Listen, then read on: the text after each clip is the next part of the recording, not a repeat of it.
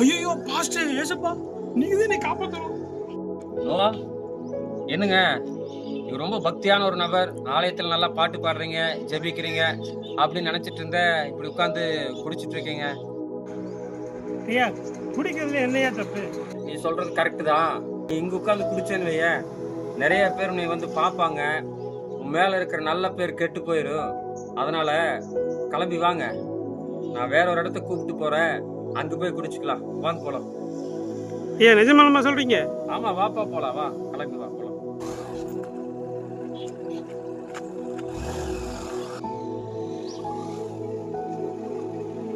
வாங்க வா வா.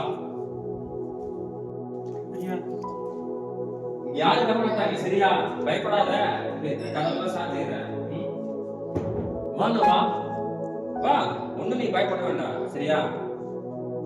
நீ அங்க மரத்தடியில தான் குடிச்சீங்கன்னா எல்லாருமே பார்ப்பாங்க, உன் பேரு கெட்டு போயிடும். இது நம்ம சர்ச்சு தான், அதான் பாஸ்டர், சரியா? யாரும் வர மாட்டாங்க. நான் வந்து வெளியே போய் காவல் இருக்கிறேன். நீ உட்கார்ந்து உனக்கு எந்த இடத்துல உட்கார்ந்து குடிக்க தோணுதோ அந்த இடத்துல உட்கார்ந்து என்ன செய்ய, நல்லா குடி. ஐயா, என்ன போய் சர்ச்சுக்குள்ள குடிக்க சொல்றீங்களா?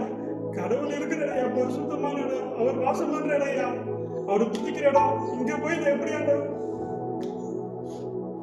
ஏனவா, சாதாரண ஒரு கட்டடம், இந்த இடத்துல குடிச்சுட்டா தேவனுடைய ஆலயம் அசுத்தமாய் நீ இவ்வளவு வேதனைப்படுறீங்க.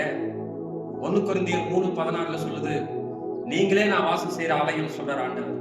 அப்போ உன் சரீரத்தா எம்பெருமானாகிய இயேசுநாதர் வாழ்கிற ஒரு ஆலயம். அப்ப நீ குடிக்கும் போது உன் சரீரம் மாசுபடுதே, கெடுதே, அதை குறித்து நீ கொஞ்சமாவது யோசிச்சிருக்கிறியா? ஐயா, உண்மையா குடிக்க மாட்டேன்.